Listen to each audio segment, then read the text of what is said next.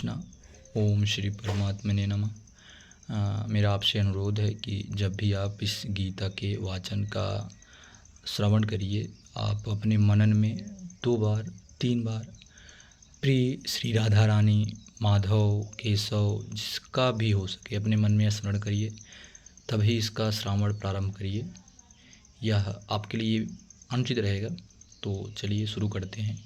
ओम श्री परमात्मने नमः। ओम श्री परमात्मने नमः। जय श्री राधा कृष्ण। कल वैसे हम 71वां 71 श्लोक पढ़ चुके थे, लेकिन आज हम फिर से इसका वाचन करते हैं। क्या है? विहाय कामनाय सर्वापुमाश्चरति निस्पृहा निर्ममो निरंकारा सा शांतिमा गच्छति। इसका अनुवाद हिंदी में क्या है? या मतलब जो, पुमान मतलब मनुष्य, सर्वान संपूर्ण, कामना कामनाओं का, विहाय मतलब त्याग कर देता है, निष्प्रिया स्प्रिया रहित, अभी बताएंगे स्प्रिया रहित क्या होता है, निर्ममम ममता रहित, निरंकार अहंतारहित मतलब जो अहंकार रहित होता है, चरित आचरण करता है, सा मतलब वह, शांतिमम शांति को, अधिगच्छति प्राप्त होता है। तो पूरे श्लोक का हिंदी में अर्थ क्या है? जो मनुष्य संपूर्ण कामनाओं का त्याग करके स्प्रिया रहित, ममता रहित, अहंकार रहित आचरण करता है, वह शांति को प्राप्त होता है। पूरे श्लोक का मोरल है कि अगर आप शांति को प्राप्त करना चाहते हैं, पीस को प्राप्त करना चाहते हैं, जो शायद हर एक मनुष्य का लक्ष्य होता है, इस पृथ्वी पर जन्म लेने वाले मनुष्य प्राणी सब यही चाहते हैं कि अंततः उनको शांति मिले। आप पैसा कमा रहे हैं शांति के लिए, आप कुछ भी करते हैं अपने परम शांति के लिए, अपने परम आनंद के लिए। तो यहाँ पे परम आनंद का कुछ स्रोत बताया गया है कि आप किस तरह से खुद को शांति पा सकते हैं, क्योंकि हमारी जो इच्छाएं हैं वो रुकी नहीं, वो अनंत हैं, वो कितनी भी करते जाओ आप उसमें बढ़ती ही जाएंगी। इसलिए उनका त्याग करना ही सबसे बड़ी शांति है। इसमें यही चर्चा किया गया है। कह रहे हैं कि आप ममता रहित हो जाइए, अहंकार रहित हो जाइए, आचरण को त्याग दीजिए, यही आपके सबसे बड़ी शांति का स्रोत है। तो इस चर्चा में क्या है, आगे की बात करते हैं। कह रहे हैं कि अप्राप्त वस्तुओं की इच्छा का नाम कामना है। कितनी गहरी बात एक लाइन में बोल दी। कामना क्या है? जो आपके पास नहीं प्राप्त है उसको प्राप्त करना ही कामना है। भोग कामना यही होता है, अभिलप्सा भोग कामना, जो नहीं प्राप्त है उसको प्राप्त करना। पैसा नहीं है, पैसा कमाना, गाड़ी लेना, बंगलो लेना, ये करना वो करना, वो सब कामना है। तो जो चीज़ें प्राप्त नहीं है उसको प्राप्त करने की इच्छा ही कामना है। कह रहे हैं स्थित प्रज्ञ महापुरुष संपूर्ण कामनाओं का त्याग कर देते हैं। सबसे बड़ी निशानी जो स्थित प्रज्ञ पुरुष की होती है, वो अपने कामनाओं का त्याग करते हैं। उनकी जितनी भी कामनाएं होती हैं उसको त्याग कर देते हैं। कामनाओं का त्याग कर देने पर भी शारीरिक निर्वाह मात्र के लिए देश, काल, वस्तु, व्यक्ति, पदार्थ आदि जो आवश्यक दिखती हैं, अर्थात जीवन निर्वाह के लिए प्राप्त और अप्राप्त वस्तु आदि जो जरूरी दिखती हैं, उसका नाम स्पृहा है। स्पृहा क्या है? सबका त्याग कर देना। जो हमारी कामनाएं उनका त्याग करने के बावजूद भी जो जीवन जीने के लिए, जीवन निर्वाह के लिए देश, काल, व्यक्ति जो बहुत आवश्यक वस्तुएं होती हैं उनको ही स्पृहा करते हैं। लेकिन स्थित प्रज्ञ पुरुष स्पृहा का भी त्याग कर देता है। वो उसकी भी चिंता नहीं करता है कि जीने के लिए क्या चाहिए, खाने के लिए क्या चाहिए, जीवन यापन कैसे होगा। इसमें बहुत सारे भ्रम होंगे, आपके प्रश्न उठेंगे, लेकिन धैर्य धरिए, आपके प्रश्नों का जवाब शायद इसी में आगे मिल जाए। पहले आप मनन चिंतन से सुनते रहिए। तो स्पृहा, स्थित प्रज्ञ पुरुष उस स्पृहा का भी त्याग कर देता है। कारण कि जिसके लिए शरीर मिला था, जिसकी आवश्यकता थी, उस तत्व की प्राप्ति हो गई है। स्थित प्रज्ञ पुरुष क्या सोचता है कि हमको शरीर की प्राप्ति होनी थी, वो हो चुकी है, आगे का तो अब होना ही होना है ना। अगर शरीर मिली है तो उसका सेवन भी होगा, आगे वृद्धि भी होगी, लेकिन शरीर मिल गई है, सबसे बड़ा काम ये हो गया है, उस तत्व की प्राप्ति हो गई है, वह आवश्यकता पूरी हो गई है। अब शरीर रहे चाहे ना रहे, शरीर निर्वाह हो चाहे ना हो, इस तरफ का वह बेपरवाह रहता है। यही इसका निष्पृहा होना है।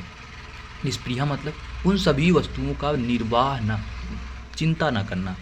जन्म लिया है तो आगे होगा, ये सबको ही स्पृहा रहित बोलते हैं। निष्पृहा, स्पृहा को कहेंगे निष्पृहा, मतलब जो स्पृहा रहित होता है।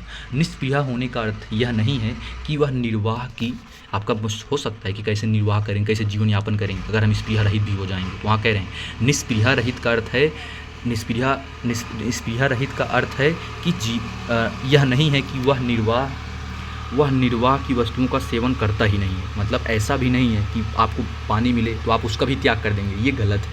कहने का अर्थ उसमें कामना नहीं, उसमें इच्छा नहीं, उसका त्याग है कि पानी मिलेगा तो पिएंगे। ऐसा नहीं कि स्पृहा रहित है, आप परम ज्ञानी बन गए हैं, संत बन गए हैं, कि पैसा मिल रहा है फेंक दे रहे हैं जेब से निकाल के, नहीं चाहिए, ये सब तो दुख के कारण है, ये नहीं कहा गया है।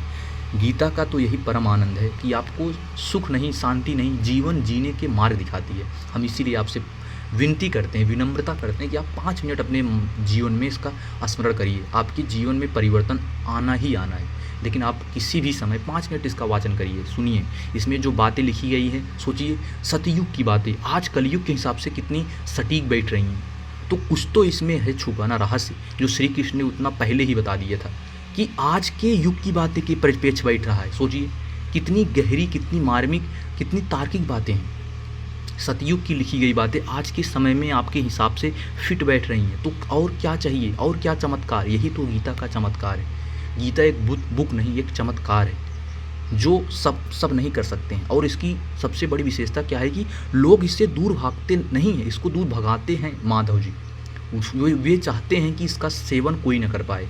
मैं अपनी पर्सनल बातें बता रहा हूँ आपको। मैं आज 2 साल से इसको चिंतन मनन कर रहा हूँ, लेकिन वही चीज़ें आपको पास टाइम, आपके पास समय का अभाव, कैसे भी करके आप 5 मिनट 10 मिनट आप इसका चिंतन करते रहिएगा, आगे बढ़ते रहेंगे।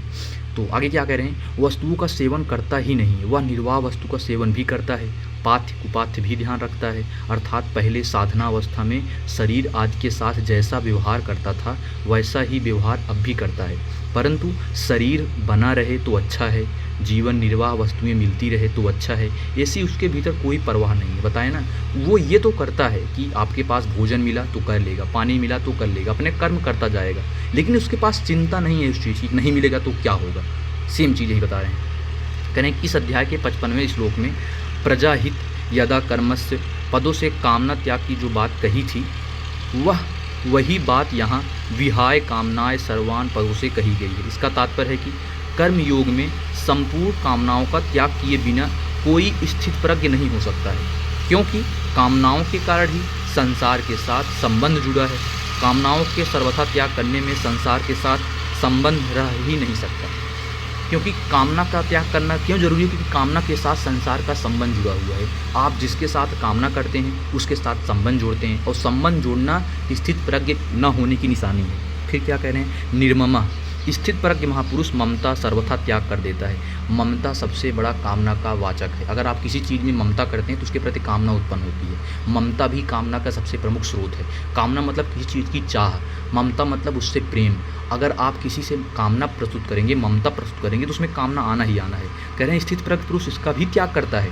मनुष्य जिन वस्तुओं की अपने मानता है वे वास्तव में अपनी नहीं है, प्रत्युत संसार में मिली हुई है। आप सोचिए, आप जिस घर में रह रहे हैं वो आपका घर नहीं है, वो आप चले जाने के बाद भी है, कल भी था, परसों भी है, नरसों भी रहेगा, तो आपकी कहाँ हुई, आपको कहाँ कुछ भी नसीब में हुआ, आपकी नहीं है। वो संसार की वस्तु थी, संसार में रह जाएंगी। ये कितनी मार्मिक बातें हैं। कह रहे हैं कि स्थित प्रज्ञ महापुरुष ममता सर्वथा त्याग कर देता है। मनुष्य जिन वस्तुओं को अपना मानता है वे वास्तव में अपनी नहीं है, प्रत्युत संसार से मिली हुई हैं। मिली हुई वस्तु अपनी मानना भूल है। यह भूल मिट जाने पर स्थित प्रज्ञ वस्तु व्यक्ति, पदार्थ, शरीर, इंद्रियां आदि में ममता रहित हो जाता है। जब आप मान लेते हैं तो ममता से रहित हो जाते हैं।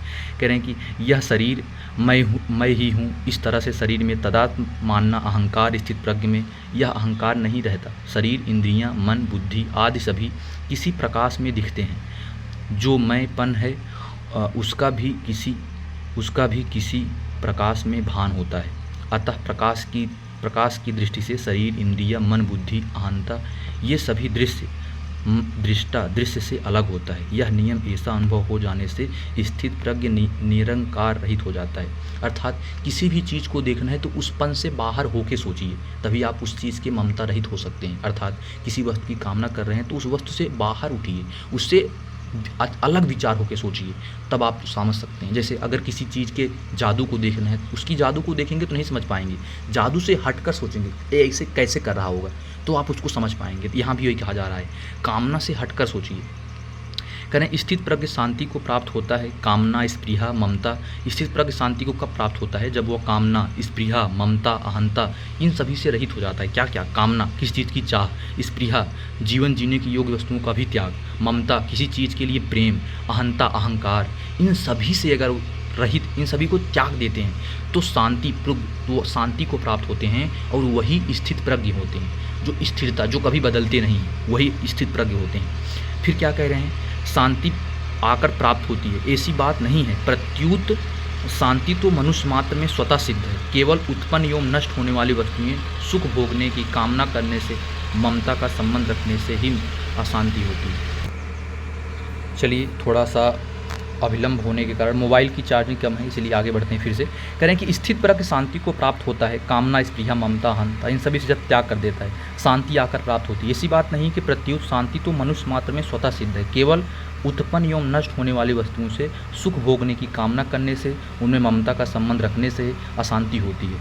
मतलब अर्थात शांति आपके अंदर है, आप किसी चीज़ की कामना करने से शांति नहीं पैदा होती, भंग हो जाती, कहने का अर्थ है। जब संसार की कामना, स्पृहा, ममता, अहंता सर्वथा छूट जाती है, तब स्वतः ही शांति का अनुभव हो जाता है। शांति आपके अंदर है, लेकिन आप उसको अनुभव नहीं कर पाते हैं। क्यों? क्योंकि आपके अंदर स्पृहा, ममता का अहंकार, ये सब आपके अंदर होता है, सिद्ध होता है, तो आप शांति को अनुभव कर ही नहीं पाते हैं। फिर क्या करें, इस श्लोक में कामना, स्पृहा, ममता, अहंता, इन चारों में अहंता ही मुख्य है। मतलब अहंकार आपका मुख्य है, कारण कि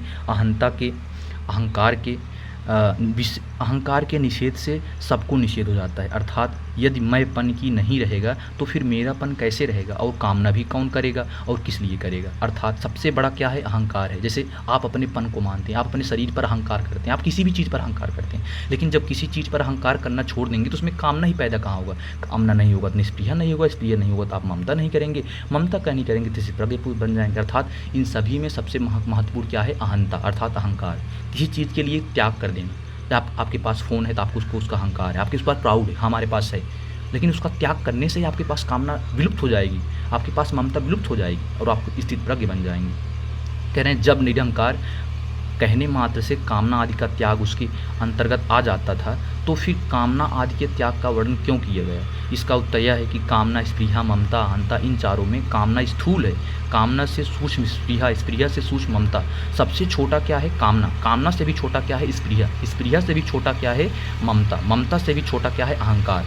अतः साधक अपने पहले कामना, स्पृहा, ममता त्याग कर दे तो अहंता त्याग करने उसके लिए सुगम हो जाता है। तो आप दो चीज़ कर सकते हैं, या तो अहंकार त्याग कर दें, तीनों समाप्त हो जाएंगे, या तो आप क्या ममता, अहंता, स्पृहा, इन सभी का त्याग कर दें तो तीनों त्याग हो जाते हैं। कि इन सभी के त्याग करने से अहंकार ऑटोमेटिक गायब हो जाता है। आप ममता ना करें, आप किसी चीज़ में अहंकार ना करें, आप किसी चीज़ स्पृहा अर्थात उसमें कामना ना करें, तो अहंता जो है, जो मुख्य चीज़ है, ऑटोमेटिक खत्म हो जाती है। करें शास्त्रीय दृष्टि से पहले कामना त्याग, फिर स्पृहा, ममता, अहंकार का त्याग बताया जाता है, परंतु साधक की दृष्टि से पहले ममता त्याग फिर कामना, ये दो अलग अलग दृष्टि हैं। पहली दृष्टि है कि पहले ये कामना त्याग कर दी, स्पृहा त्याग कर दी, शास्त्रीय दृष्टि है। मतलब आप एक शास्त्रीय दृष्टि से देखेंगे तो लोग कहते हैं कि पहले कामना का त्याग करिए, फिर स्पृहा का त्याग करिए, फिर ममता का त्याग करिए, फिर से कामना मतलब किसी चीज़ की चाह, स्पृहा मतलब जीवन जीने योग्य आवश्यक वस्तुएं, ममता मतलब किसी चीज़ से प्रेम, अहंकार मतलब अपनापन।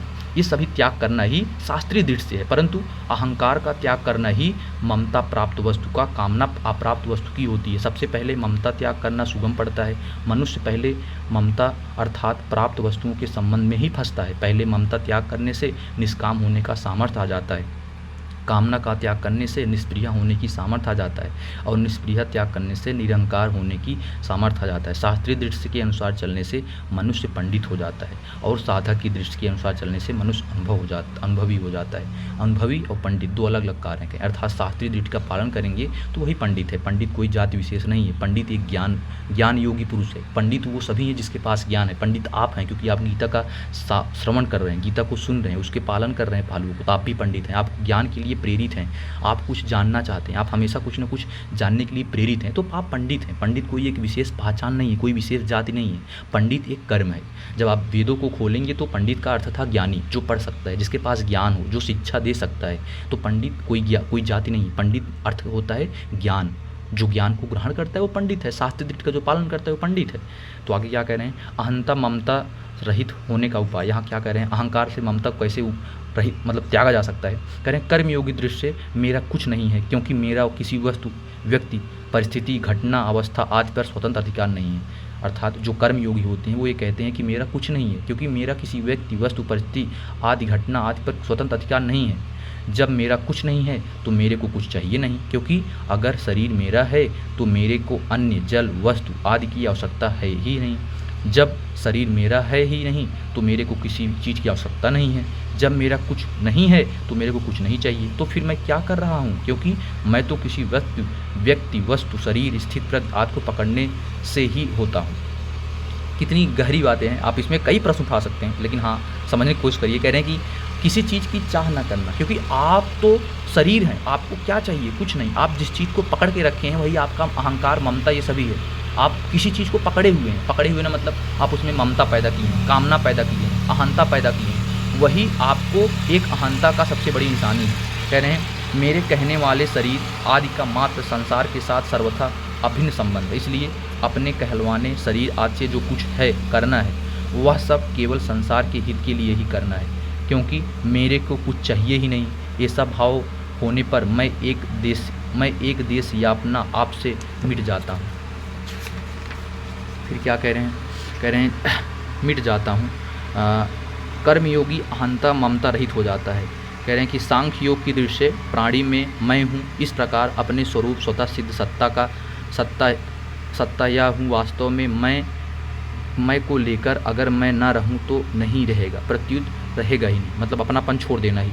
मैं हूँ तो यह है वह है, ये चारों व्यक्ति देश काल लेकर है, अर्थात ये क्या क्या मैं हूँ, तू है, यह है, वह है, यही अहंकार की निशानी है। जब आप किसी चीज़ में मैं, अपना, तुम, यह सब